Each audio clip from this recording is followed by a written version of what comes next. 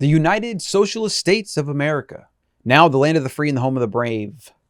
I'm your host, Colin Stuckert of the Better Human Podcast. We're here to talk about a single idea to help you become a better human, more free, more sovereign, more critical thinking, more demanding of self-ownership in your right to natural law, which is your right to privacy, to property, and to the pursuit of happiness, so long as that doesn't infringe on someone else's pursuit as well.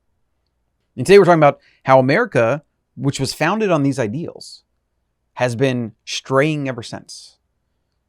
Make sure you get the Better Human newsletter, which is currently an every other day newsletter, 5 minutes to betterment, to help you on all the similar topics. Truth-seeking, sovereign-seeking, better humans. That's what we're here to do. And I believe it's the most important thing I can do is to help as many of you as possible go to that place of sovereignty, of opting out, and of demanding freedom for yourself, your community, and your country, so that my children grow up in a world that is better and not beholden to the corrupt crony governments and elite that want to control everything from what you eat to what medical interventions you take or don't take, to how you vote, to what you say. So I believe America has reached a tipping point. Here's a quote. "Democracy is the art and science of running the circus from the monkey cage."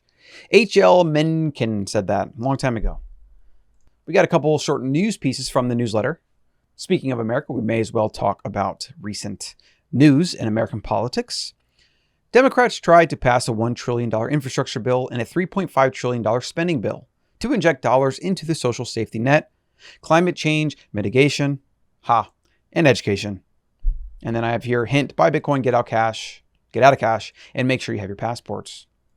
Some big tech censorship. Texas joins coalition supporting Florida ban on big tech censorship.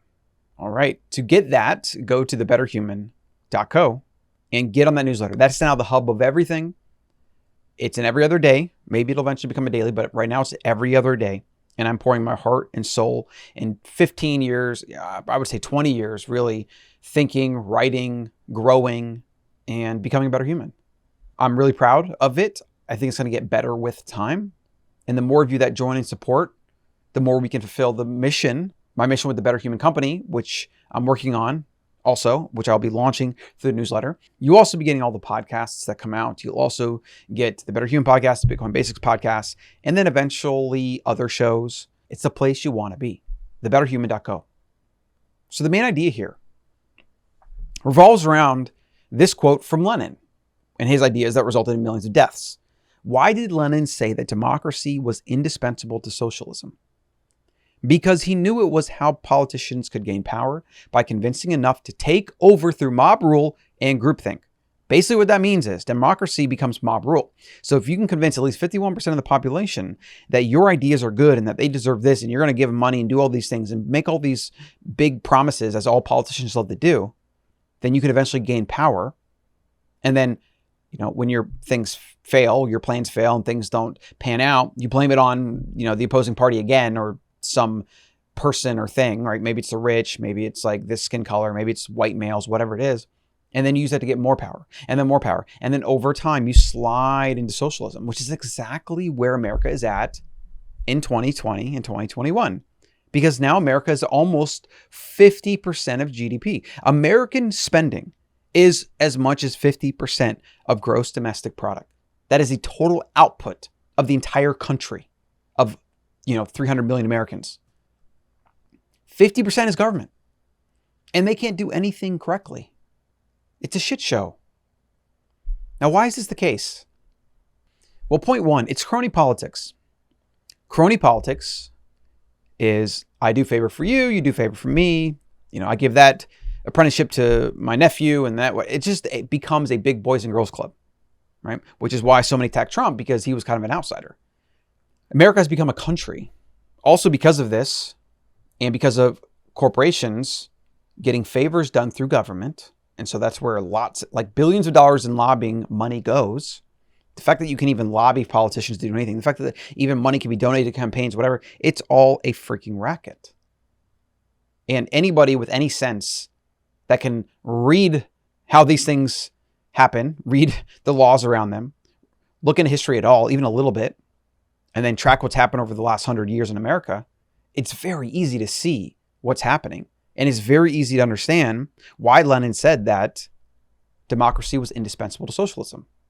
And you could say also then communism, right?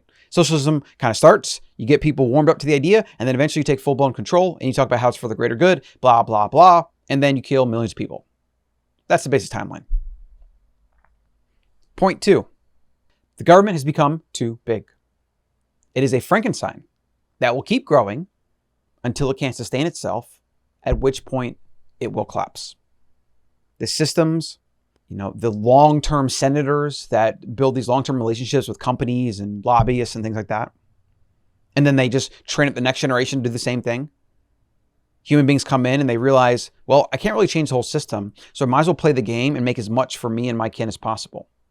And I don't even blame them at this point. I understand it. I understand human nature. If it was me, if I was a senator, I would convince myself that I'm doing the right thing. Hopefully I'd have some ideas and stick to my principles. Like hopefully I'd do that.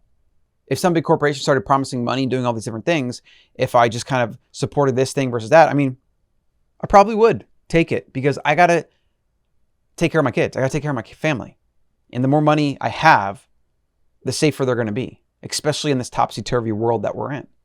So it's easy to cast shade and throw stones, but the reality is most of us would probably be doing the same damn thing. I'd like to think I wouldn't, but who knows? Maybe I would.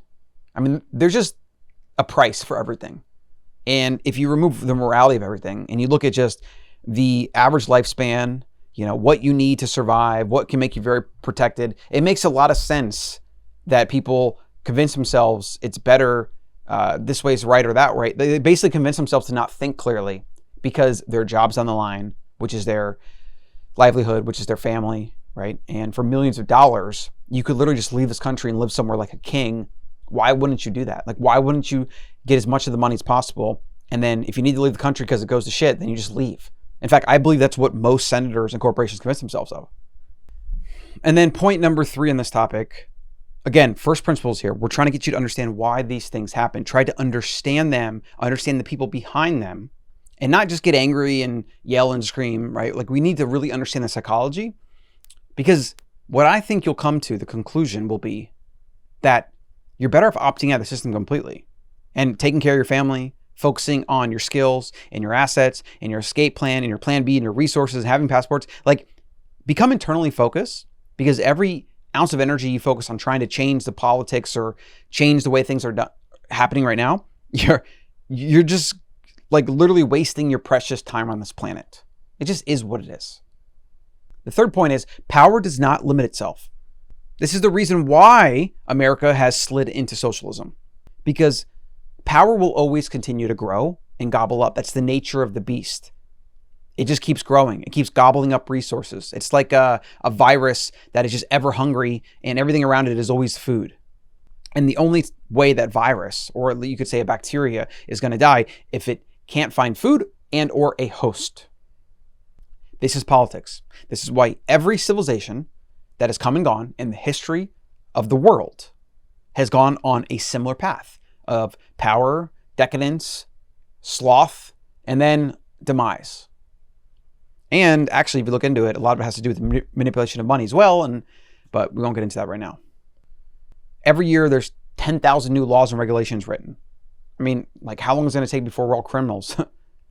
Politics is a way to convince the public that this is their choice and they have a say in the matter.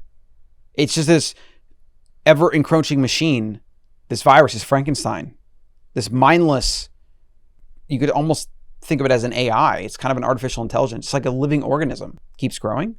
It keeps gobbling up. And politics gives the public an illusion that they have a say. This will keep happening, and they will keep infringing on the public until enough of the public revolts. French Revolution. In fact, every revolution in the history of mankind is the same thing. The public want to just kind of like not get involved, and they become apathetic, and then they accept a little bit at a time, and then over. And then people are starving the streets because it's so mismanaged. Or millions of people die from starvation because of central planning or whatever. And then the government collapses and or it's overthrown. I believe in America, we probably won't have that. I believe America is going to kill itself through its overspending and overprinting of dollars. that's going to collapse the system in on itself.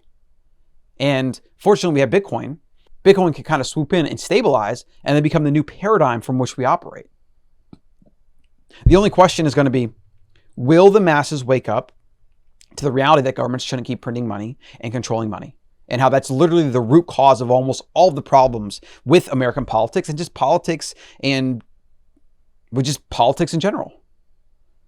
So a few things to think about. First principles of this should basically make you realize like how hopeless it is actually.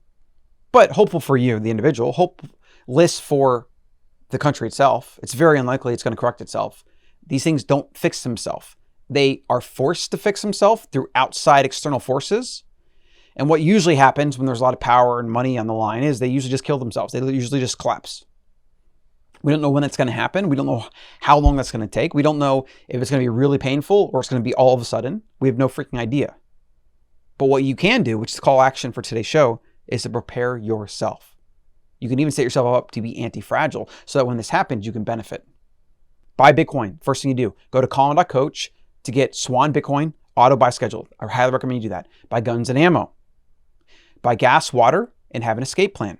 We're in Texas. I have enough gas to get to the border so that I don't have to go to a gas station or I can't drive anywhere. You see?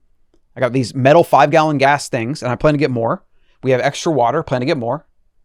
We have our passports, whether we even need to use that if the country collapses and we want to get to Mexico or they start clamping down with more totalitarian dystopian nonsense, then we'll just cross the border. I don't care.